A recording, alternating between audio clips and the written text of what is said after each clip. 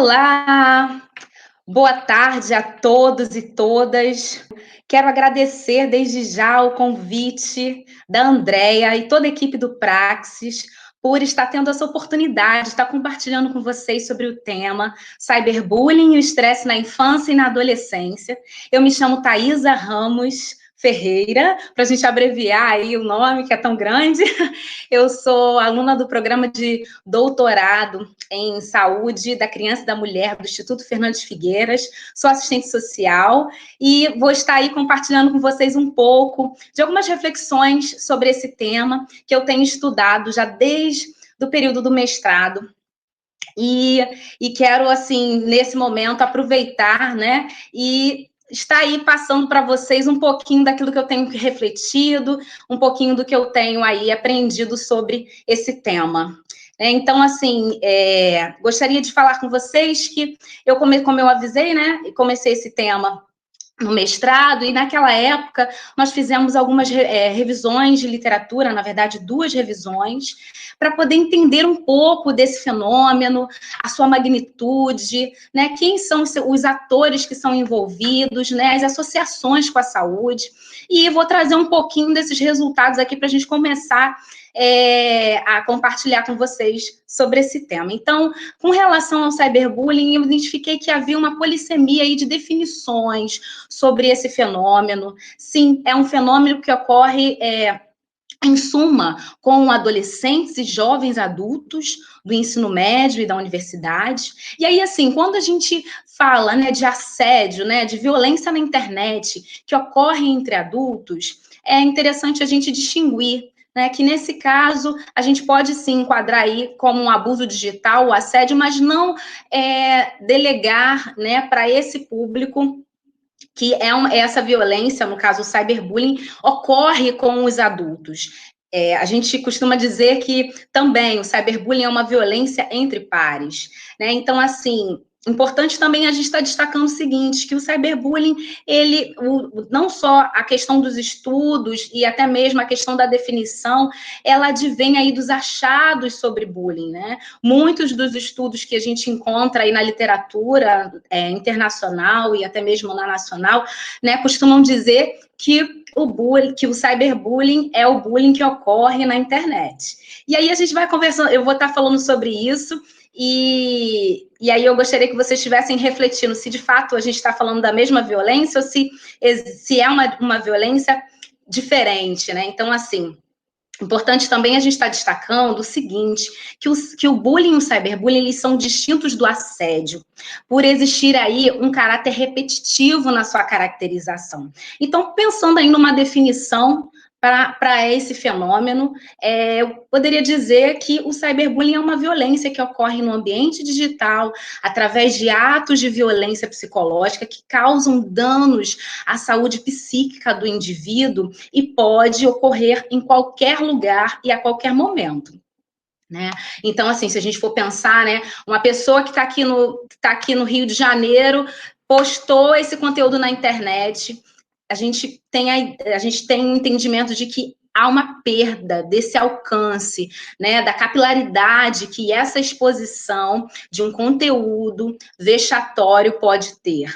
Né? Então, é aquela velha história de que, assim, uma vez um conteúdo postado, perde-se o controle daquela informação, porque nós não sabemos, né? Assim, podemos, mais à frente a gente vai falar de possibilidade de retirada de conteúdo da internet, mas a gente sabe que uma vez se esse conteúdo ele for baixado, ele pode retornar num outro momento, e aí trazendo um processo de revitimização para aqueles que são acometidos por essa violência. Existem algumas especificidades desse fenômeno que eu gostaria de estar compartilhando com vocês. Uma dessas especificidades é o anonimato.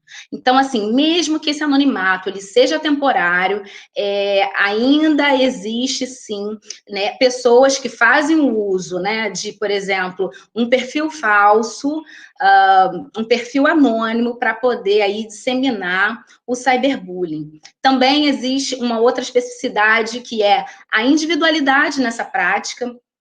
Outra é o aumento exponencial dessa audiência, ou seja, os espectadores dessa violência. Então, assim, são as pessoas que assistem e compartilham o conteúdo. E é interessante a gente pensar o seguinte, que as pessoas que assistem e compartilham esse conteúdo, não necessariamente elas precisam conhecer aí a pessoa que está sendo alvo daquela violência, ou até mesmo o perpetrador. Reforçando aquilo que eu disse anteriormente para vocês, de que há uma perca desse alcance, dessa violência, uma vez que ela é postada aí na internet. Então, assim, uma outra questão que é importante refletirmos, né, são os danos que o cyberbullying ele pode trazer a uma pessoa que vivencia essa experiência, né? Os danos são mais deletérios, são danos sem precedente, ou seja, não precisa da presença física do perpetrador para que essa violência ocorra. Existe aí também uma relação de poder, essa é uma das características presentes, né, nos atos de cyberbullying, ou seja, quando há aí a configuração da ameaça, de constrangimento, de uma postagem, por exemplo, dos conteúdos íntimos, a gente percebe que essa característica de relação de poder, ela ainda fica ainda muito mais latente, quando há as ameaças. Então, assim, é uma violência que atinge a vítima em qualquer lugar, a qualquer momento. E uma outra questão que é bacana a gente pensar, que existe o processo de sobreposição entre o cyberbullying e o bullying, ou seja, uma pessoa que vivencia experiências de bullying, ela pode ir para o ambiente digital e ser aí um perpetrador de violência contra o seu algoz. Ou vice-versa, né? Quem sofreu a violência no contexto digital, no caso do cyberbullying, sabendo quem é o perpetrador dessa violência, essa violência ela pode migrar para o contexto presencial. Então, assim, essa sobreposição, ela pode vir, né, do perpetrador se tornar a vítima se tornar o perpetrador, ou acontecer ambas as coisas. A vítima ser, né, perpetrador ao mesmo tempo.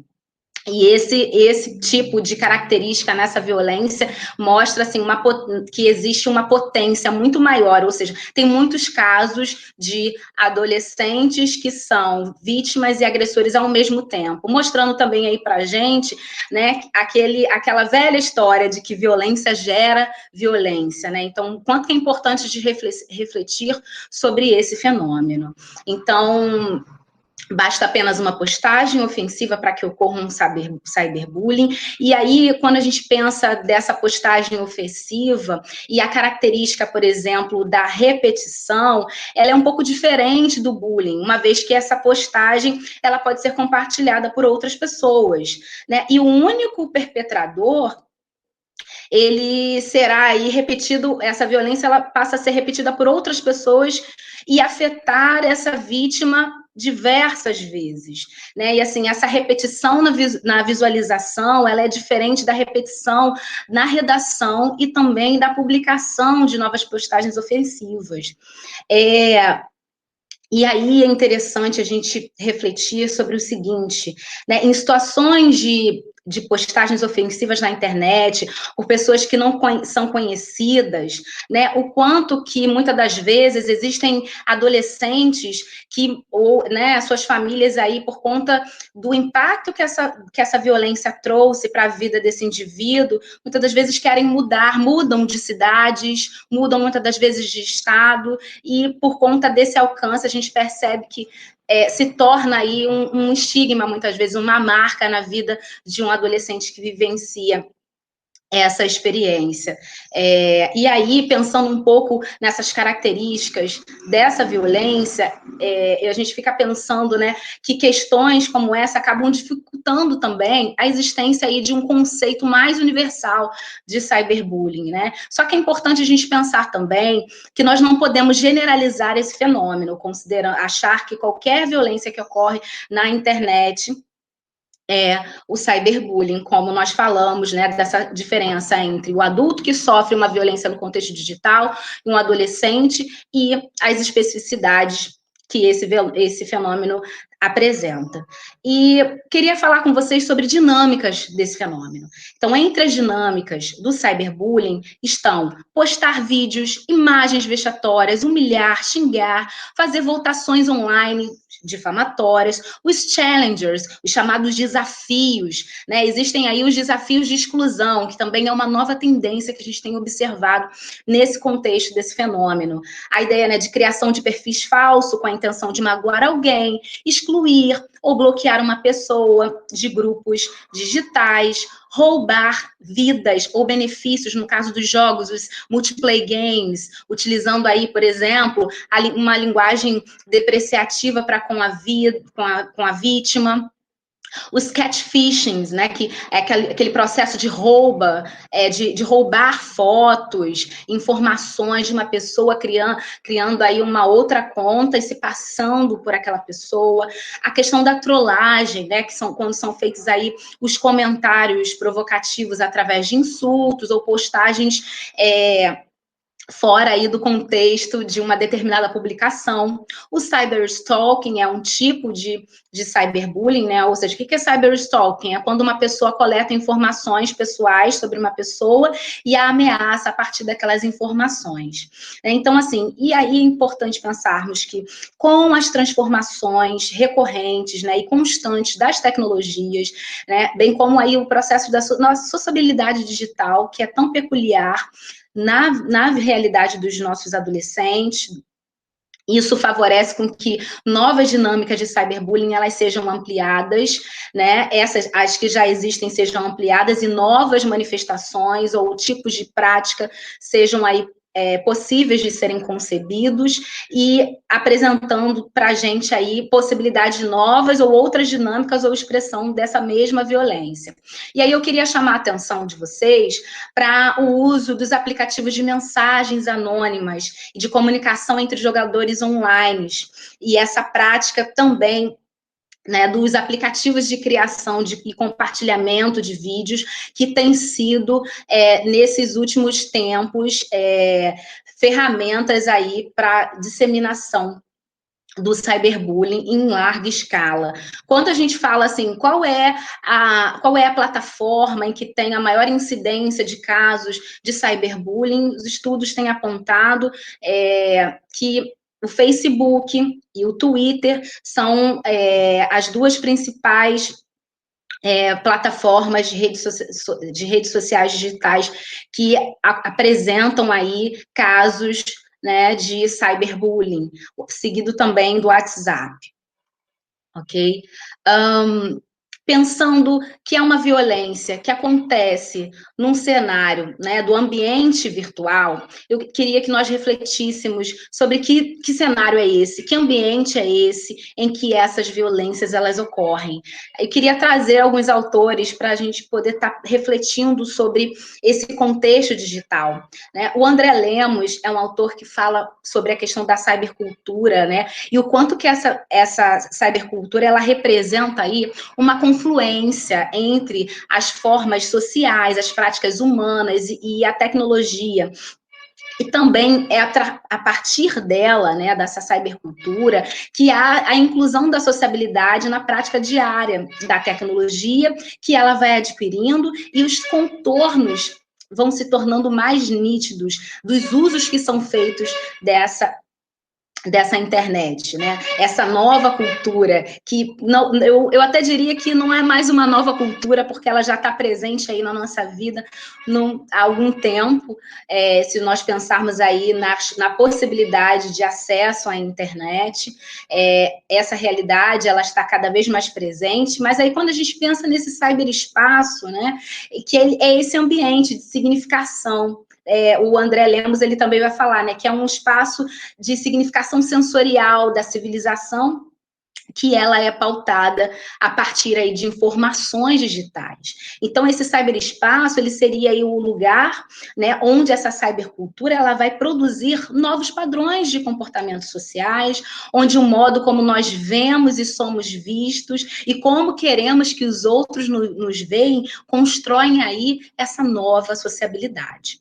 Tem uma autora que eu gostaria de destacar na minha fala, que é a Fernanda Bruno, quando ela vai falar das tecnologias de massa, que essas tecnologias, elas passam aí a conferir nessas práticas de ser e ser vistos, novos significados, né? Vai aí de encontro um pouco com essa reflexão a partir do texto que eu compartilhei com vocês, né? Ela fala do André Lemos, né? Então, assim, ela vai dizer que essas práticas, né, que vão adquirindo aí novos significados, existe aí também uma apresentação estética, né, da nossa subjetividade, da subjetividade desse indivíduo que compartilha a sua vida, os seus corpos nesse contexto digital. Esse campo, né, de visibilidade do indivíduo, né, ele traz também uma forma muito particular do espetáculo, né, da espetacularização, e produz também uma diferença aí na subjetividade. Se a gente está pensando aí numa violência que acontece com adolescentes, é importante a gente refletir o quanto que isso traz impacto na vida deles e o quanto que os jovens, né, os adolescentes e até mesmo as crianças, nesse processo de desenvolvimento, vão buscando pelos seus pares, pessoas com quem elas se identificam ou com quem elas querem se parecer. E nesse contexto digital, a gente percebe aí um processo de retribalização, um processo em que vamos buscando, né, os jovens vão buscando aí pessoas com quem eles gostariam de se parecer, ou que eles se identificam por uma questão, ou por um hobby, ou por uma questão religiosa, pela apresentação em si, ou pela história de vida, enfim, existem aí vários processos que vão contribuir aí para esse processo de ressignificação e também de retribalização.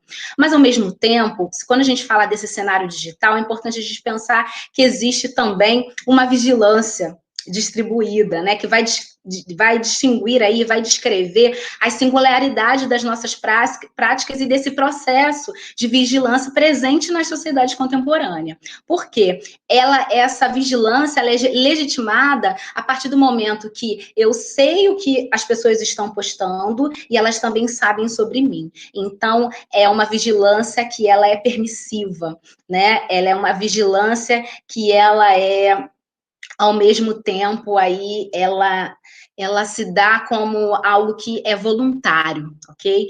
Tem um texto do Tadeu, que vai falar, é um texto chamado Nós Ciborgues, o corpo elétrico e a dissolução do humano. Ele vai dizer que a nossa subjetividade, ou seja, a subjetividade humana hoje, mais do que nunca, ela se encontra em ruínas. Ele vai falar nesse texto sobre a questão da teoria cultural, né, e desses processos que estão transformando de forma cada vez mais radical o corpo humano, e nos obrigam também a repensar a alma humana, né, onde termina e onde começa, onde termina o humano e onde começa a máquina. Se a gente for pensar no quanto que nós estamos conectados, isso faz muito sentido, né, o quanto nós estamos daí vinculados com a tecnologia e nos tornamos também codependentes dela, né? A dona Haraway, ela fala desse eu ciborgue, né, de forma brilhante.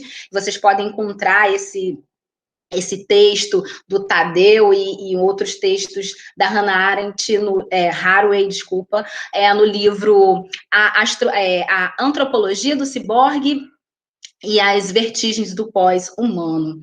É um livro bastante interessante para poder pensar nesse humano e máquina. E aí, é interessante a gente pensar que nos últimos 18 a 20 anos, aí, aproximadamente, houve, sim, esse aumento da comunicação, e essa democratização da comunicação, ela favoreceu para que mais pessoas se comunicassem numa velocidade muito maior e pudessem, aí, emitir também suas opiniões de múltiplas formas, em vídeos, mensagens de textos, enfim, através dos ao vivos.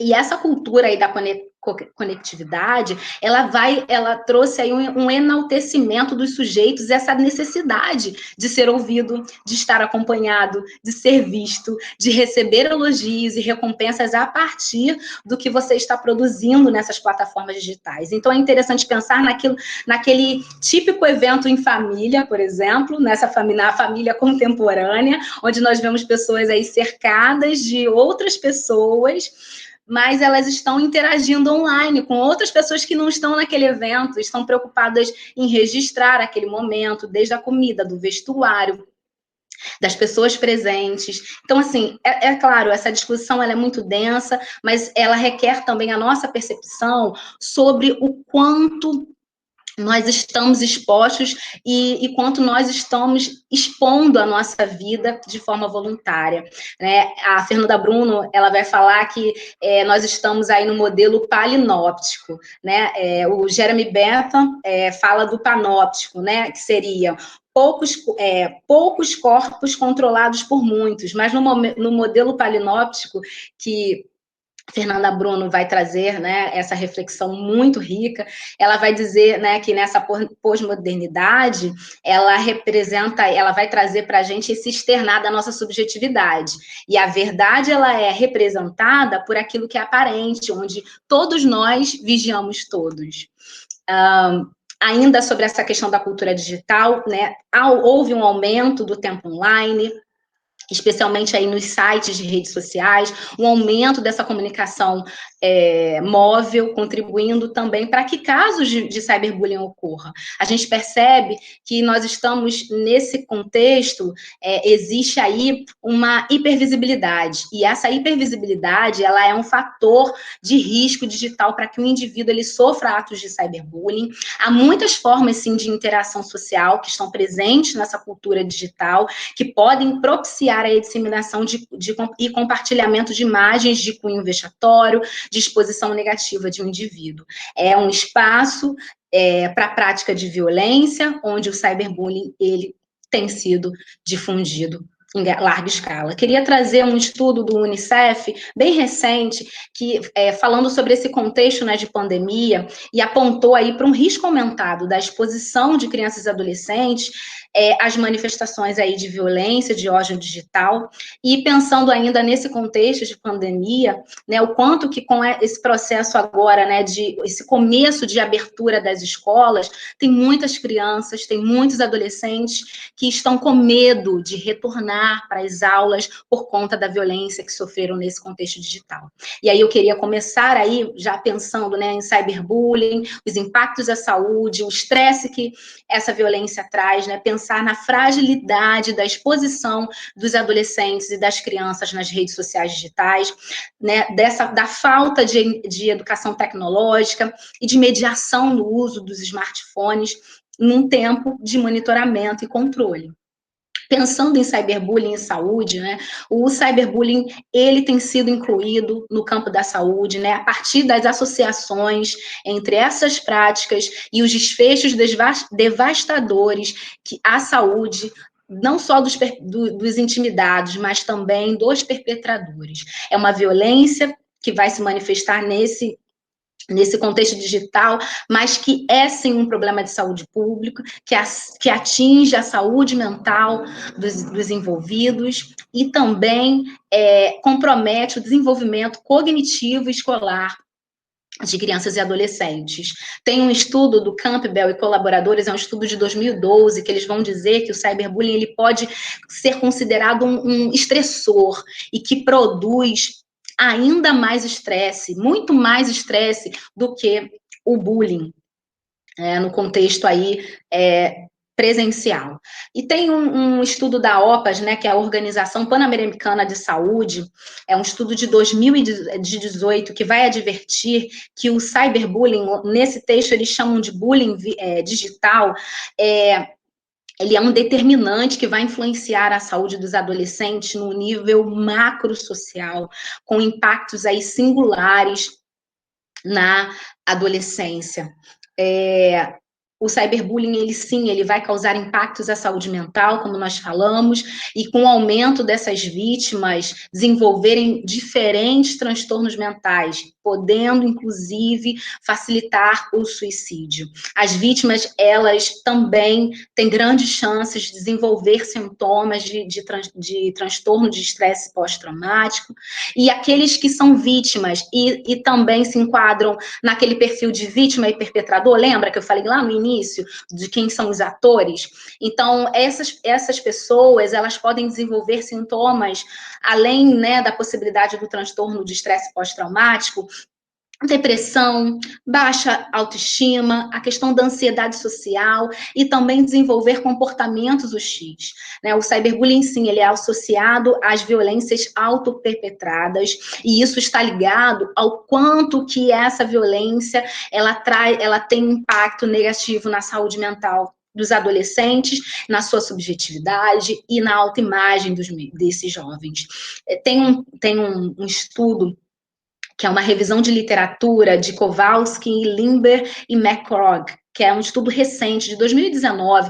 Nesse estudo, eles constataram que o cyberbullying ele está associado a várias consequências negativas, tanto para quem sofre, quanto para quem é perpetrador, e essas consequências, né, vivenciadas principalmente pelas vítimas, entre elas está esse elevado nível de ansiedade, a solidão e a queda do desempenho acadêmico, escolar. Então, assim, entre outros fatores de riscos associados também, nós podemos destacar a questão da condição socioeconômica, conflitos familiares, viver experiências de maus tratos, violências entre parceiros íntimos, no caso aí dos adolescentes, são alguns dos fatores de riscos que podem aí impactar e trazer reflexos sobre a vida de um adolescente que vence essa experiência.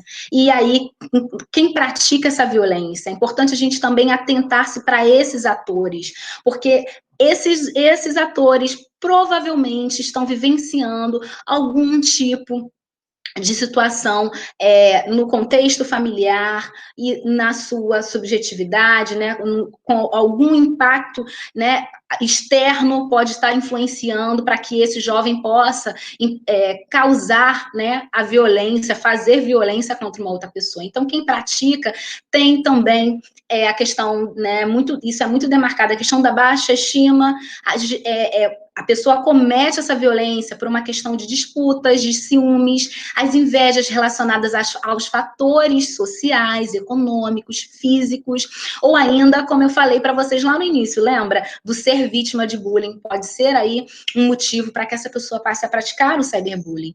Então, o estresse também ele afeta esse público que pratica essa violência.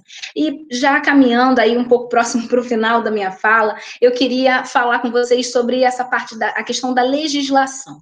Nós temos, desde 2015, a Lei de Combate à Intimidação Sistemática, que é uma lei aí que inclui a questão do cyberbullying, né, e essa lei, ela vai prever o quê? Que as escolas, elas promovam ações de cunho preventivo e de conscientização no combate e no diagnóstico de casos de cyberbullying.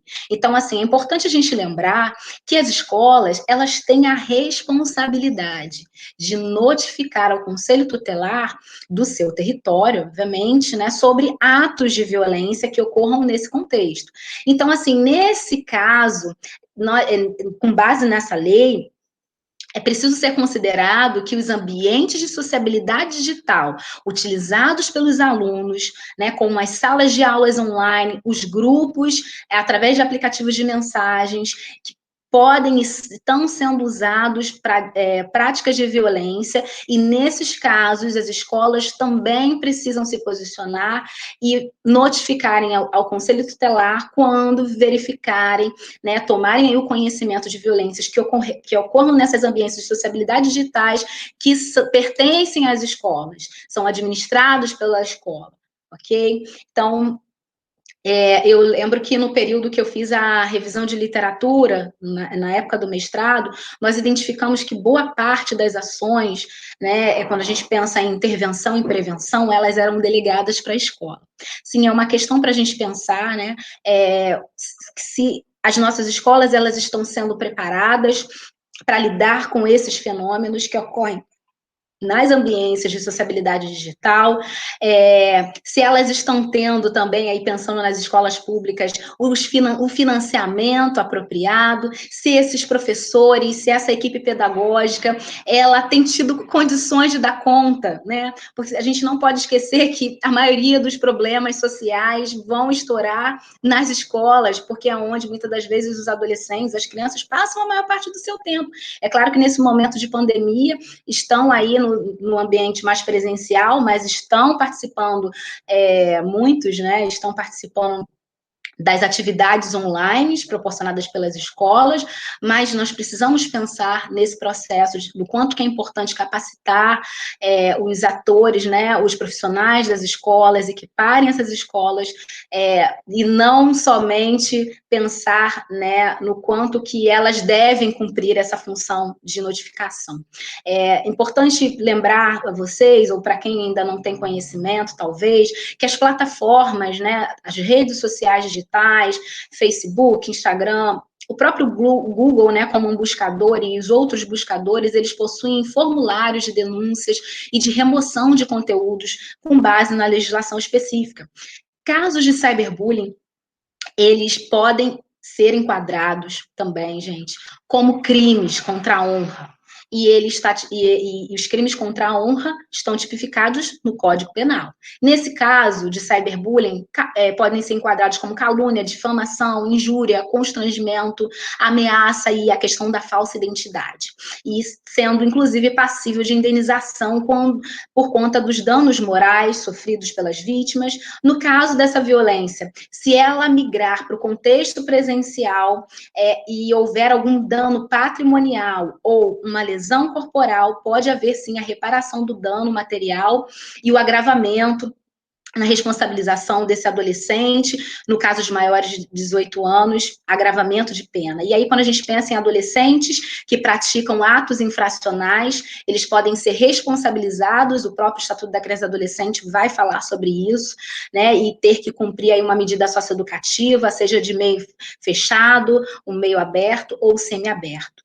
O Marco Civil da internet, né, a lei lá, ele incorporou, né, na verdade, ele alterou a Lei Maria da Penha para poder criminalizar toda a publicação não autorizada de cenas de nudez ou ato sexual libidinoso de caráter íntimo e privado, né, a partir lá da Lei 13.372/18. Por que eu estou falando isso? Porque quando há um compartilhamento de imagens íntimas sem consentimento, se não for um compartilhamento feito por um parceiro íntimo, um namorado, um ex-namorado desse adolescente, foi um colega que descobriu aí um nude, descobriu um vídeo íntimo no celular do seu amigo, que na verdade já deixou de ser amigo, porque quando fez essa prática dessa violência, né, de invasão de dados e compartilhamento, nesse caso a gente pode dizer que é um ato de cyberbullying. Agora, se for entre parceiros íntimos ou ex-parceiros íntimos, a gente vai denominar aí como um outro tipo de violência, ok, gente? Então, formas de intervenção do cyberbullying. A SaferNet Brasil, ela recebe denúncias com links públicos, tá, gente? Nos outros casos, a recomendação é denunciar o conteúdo à própria plataforma, registrar no site, por exemplo, do Ministério Público Federal. Existem algumas cidades que possuem as delegacias de crimes cibernéticos, como Rio de Janeiro, São Paulo, Curitiba. Então, essas denúncias podem ser encaminhadas para lá, para essas delegacias. Então, assim, os conteúdos ofensivos que não foram publicados em páginas acessíveis, né, através de link público, eles podem ser denunciados diretamente no site do Ministério Público Federal ou na delegacia de polícia. Então, assim, apenas esses órgãos, eles vão ter aí a competência de investigar a denúncia para identificar e aí punir o autor dessas violências. Então, assim, é importante, a gente sempre recomenda o quê? Fazer o print e recolher as informações possíveis antes de fazer a denúncia, né? Como eu falei da SaferNet, eles têm um canal lá do denuncie.org.br, no caso de violências que ocorram em sites públicos. No caso de grupos de WhatsApp e outros grupos fechados, eles não recebem esse tipo de violência. Gostaria de, caminhando para o final, de pensar com vocês o seguinte, que os responsáveis, eles precisam né, monitorar as atividades digitais das crianças e adolescentes. Mas é importante a gente também considerar a importância, nesse processo de monitoramento, de estabelecimento de um diálogo sobre o tempo dos usos dos dispositivos eletrônicos, das atividades que esses adolescentes, que essas crianças desenvolvem no contexto digital, e situações que possam estar trazendo para eles algum tipo de sofrimento emocional. Então, fortalecer o diálogo no contexto familiar é importantíssimo. Saber quais são as redes sociais que seus filhos utilizam, quem são os amigos, quem são os seguidores, o que ele compartilha. Eu converso muito com pais, e com os adolescentes, né, eu faço, agora não tanto por causa do momento da pandemia, mas eu fazia muitas palestras em escolas com os adolescentes, e conversando também com outros, eu vejo o quanto que, pela fala deles, que muitas das vezes os pais não sabem o que os adolescentes, o que essas crianças fazem nas redes sociais. Às vezes eles têm avatares, eles usam uma persona que os pais desconhecem, então é importante conhecer o que eles estão fazendo, quais redes eles utilizam, saber o que eles gostam de fazer nessas redes, e também procurar estabelecer esse diálogo no sentido de procurar entender ou descobrir, né, de uma certa forma, se ele pode estar sofrendo por algum tipo de postagem que foi feita, algum comentário, algum ato de violência que ele possa ter sofrido no contexto digital, né? Nesse tempo de pandemia, houve aí um aumento de violências sofridas pelas crianças e pelos adolescentes, inclusive crimes relacionados à pedofilia, crimes relacionados à extorsão, né? Roubos de dados, além do cyberbullying. Então, é importante ficar atento, né? É importante saber o que está acontecendo nessas ambiências, respeitando sim, né? E aí eu gosto muito de frisar esse ponto, respeite a autonomia dos adolescentes no que diz respeito aí ao uso desses aparelhos, né? Então, assim, porque hoje em dia os adolescentes, eles têm os seus próprios aparelhos, né? Os seus dispositivos eletrônicos de acesso à internet. Então, sim, respeitar essa autonomia, e é importante a gente pautar, né, o quanto que nesse processo dessa autonomia, né, que acaba sendo de uma certa forma uma autonomia um pouco regulada, né, de como vai dar aí o acesso a essas informações nesses dispositivos que pertencem a esses adolescentes, né? Então, assim, com relação ao monitoramento, eu gosto sempre de destacar, né? Existem aí nas plataformas como o YouTube Kids, existe o Message Kids, né? Existe um modo restrito, e tem uma cartilha, né, uma outra ferramenta de monitoramento bem interessante para trabalhar essa questão de diálogo entre pais e filhos. É uma parceria entre a SaferNet e o Instagram, que, na verdade, é um guia de pais, eles chamam de como falar com seu filho sobre o Instagram, por exemplo. Então, eles orientam o que é o Instagram, como gerenciar essa privaticidade das interações, o tempo de uso no aplicativo, a questão do silenciamento das notificações, e também tem ali algumas perguntas que podem ajudar os pais a estabelecer como iniciar esse diálogo com os filhos, né?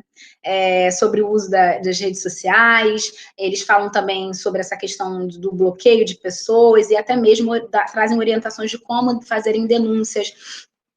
São algumas estratégias aí para se pensar, né, como iniciar esse diálogo com os filhos sobre redes sociais. É claro que existem outras possibilidades, e aí o diálogo, acho que é o caminho inicial para se pensar aí em algumas estratégias. Tem gente muito interessante pensando sobre isso, e aí eu penso ainda nesse contexto de prevenção, o quanto que é importante capacitar esses pais, capacitar os profissionais de educação, da saúde, inclusive da assistência social, aqueles que atuam na proteção básica, na questão da prevenção das violências, né, que estão ali muito próximo das escolas, e também os profissionais da proteção social especial, no caso dos CREAS, porque essas violências, elas também vão chegar para esses equipamentos, em alguns casos já tem chegado, né, seja na figura aí daquele adolescente que cometeu o ato, que foi enquadrado num ato infracional e que vai cumprir a medida socioeducativa em meio aberto, ou da pessoa que vivenciou aquela experiência de violência que precisa do acompanhamento.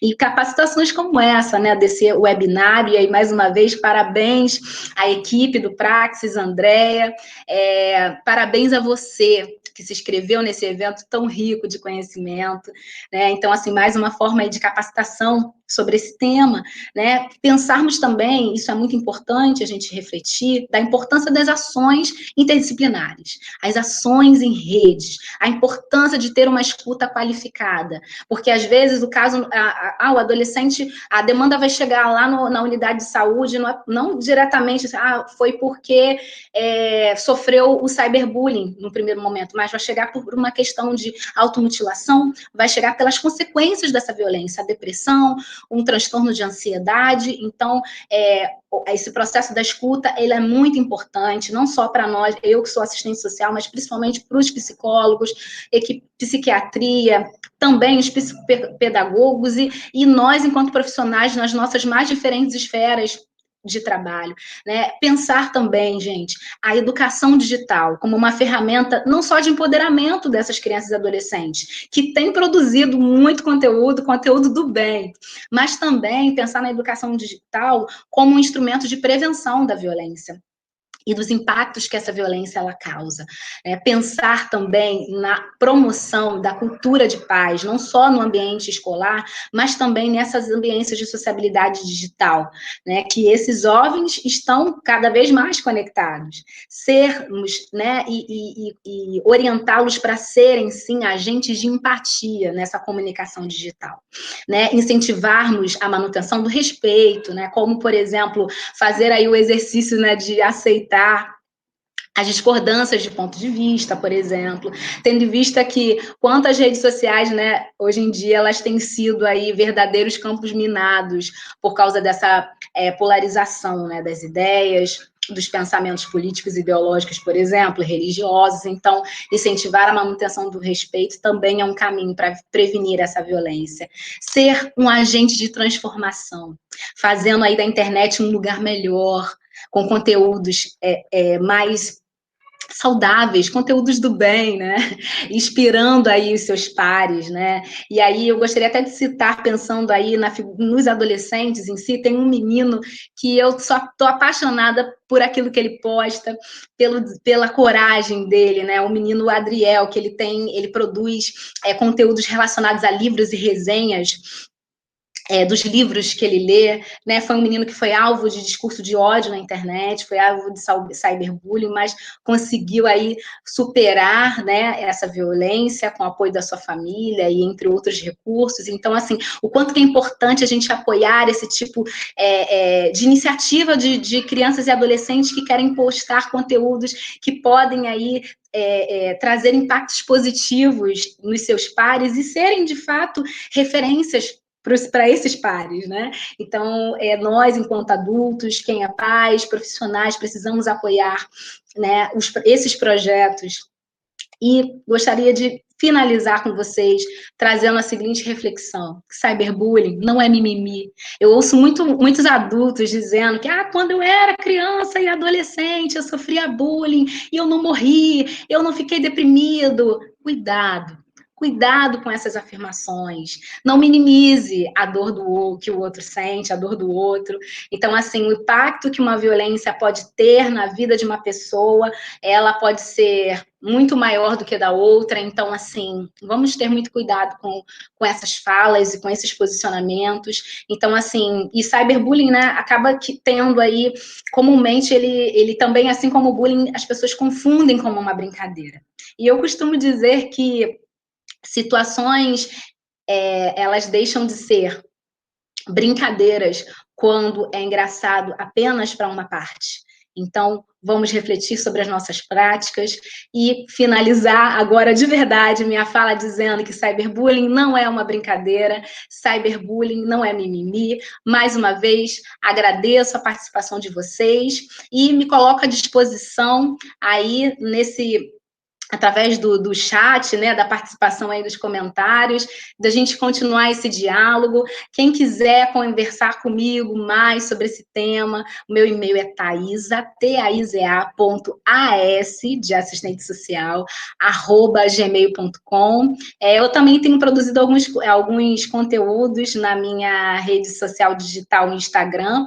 O meu IG é o Thaisa R. Ferreira. Eu tenho feito algumas lives, uma série de de lives aí chamado Fala Aí. Nós já falamos sobre violência digital, já falamos sobre suicídio, já falamos sobre cancelamento, e lá você pode conferir um pouco desses diálogos que eu tive com colegas profissionais, pesquisadores sobre esse tema, e ver um pouquinho aí do que eu tenho refletido e pensado sobre a questão não só da violência digital, mas outros assuntos, e estou aí aberta ao diálogo. Parabéns mais uma vez a você que ficou até esse momento aí assistindo, participando desse evento. Obrigada a todos e tchau, tchau, sucesso!